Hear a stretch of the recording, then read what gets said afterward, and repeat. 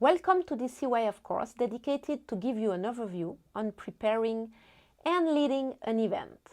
It is spread over 3 video clips. In the first one, we focused on how to give birth to a dream or an idea, how to gather a team, and define the framework. In the second one, we had a look on the main tasks to achieve before, during, and after an event, and then we had a closer look on what needs to be done before the event. In the third and last one, we will see what is to be done during, at the end, and after an event. Ready? The idea is to give you practical examples too, so you will see several slides appearing to your screen. They are not here to be copied as they are, but to give you examples that you can of course adapt. We will not cover all the details, and many other things could be shared, of course. If you want to know more about it, do not hesitate to download for free the KKI Outreach Leaders Manual that you can find on our website. It's very detailed. Here we are. Finally, our event starts. Yes! To see the participants coming is a time I deeply appreciate. I don't like very much the few hours before because I'm thinking of all the things that still need to be done. But once we are in, and let's do it. It seems that things that we have been preparing sometimes for months are finally coming alive. So, as a leadership team, on the first day, it's so important to welcome the people, the participants, and to set the frame with love. Sometimes I don't know how you react to that, but I find myself in an event, and you know what? Nobody is really welcoming us. Immediately we dive, into the project. I'm like, We have to follow up on the different sectors according to the roles that have been defined. We need to be available for emergencies. And there are always some that will appear. And prepare, collect, and select the announcements, info to make, to whom, and when. Give a thought on how to be the most efficient with that. When we are all together with all ages, it's not the best to give them in that setting. And it exists other ways than to do it only verbally.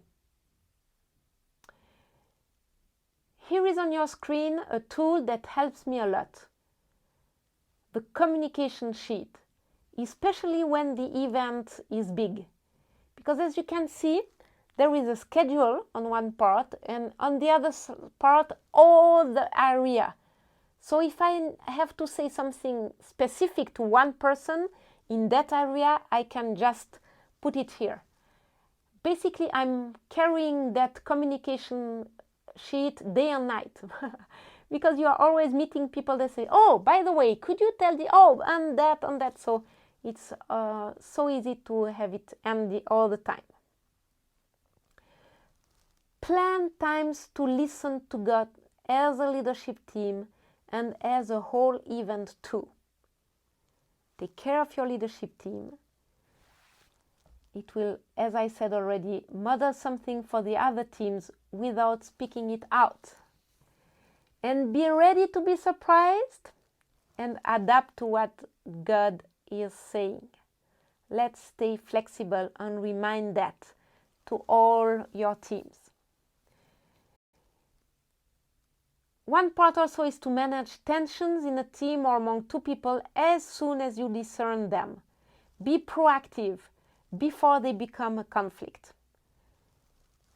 Manage the discipline with love, wisdom, and respect of the person, the team, the leaders, and God. And it can be quite challenging. And most of all, enjoy what God is doing and enjoy being with people. Most of the times it goes so fast that we are already at the end of the event. At that point, it's very important to keep on till the very end. To finish well is important. Prepare and facilitate the debriefing process for the participants, for the various teams and your leadership team too.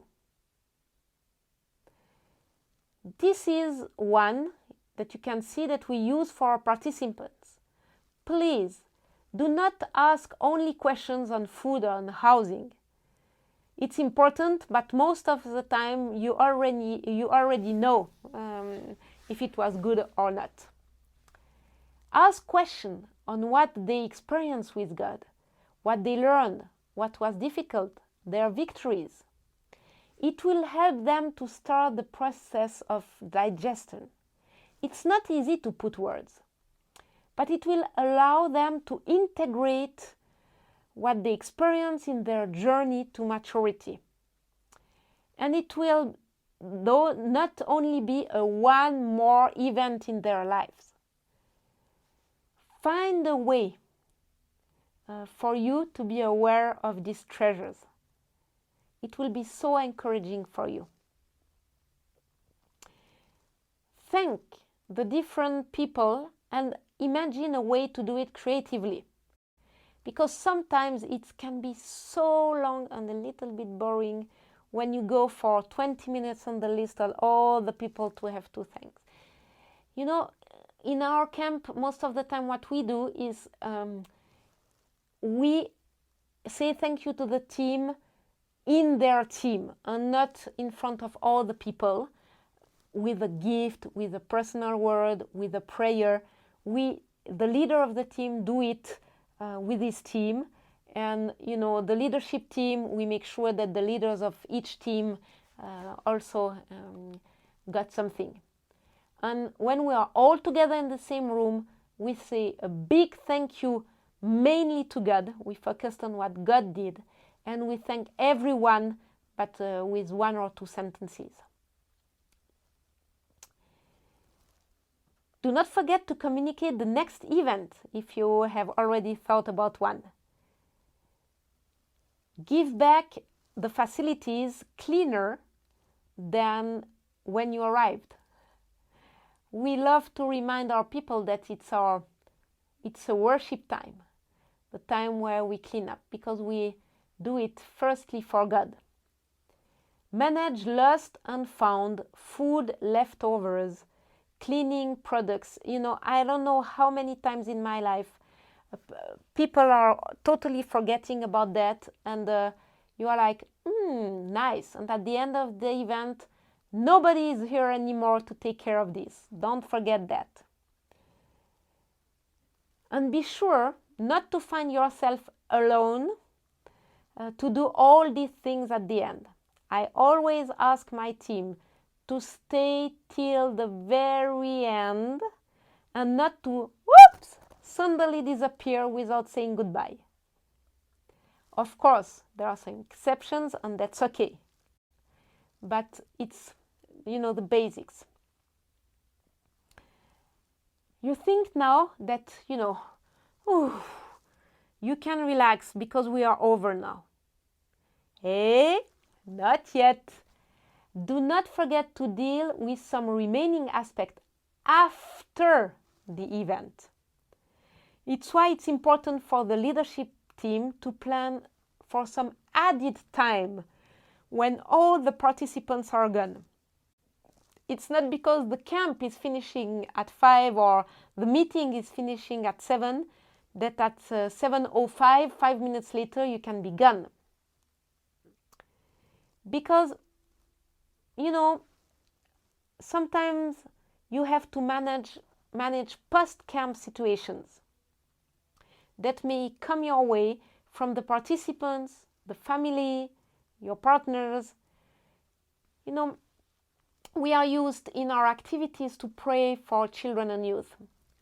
And it happens that after the event, a few hours, a few days after, I got a phone call from a parent. What did you do with my child? What happened there? Or, this object has been broken, or things like this. And we have to deal with these situations, of course. It's very rare for the bills to be all paid at the end of the event.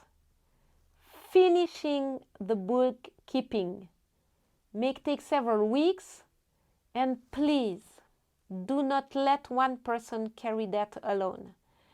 So many times, either I've seen the scenario that it's never ending and we have to push for the bookkeeping to be over, or everyone else say goodbye and it remains one person that has to carry that load alone.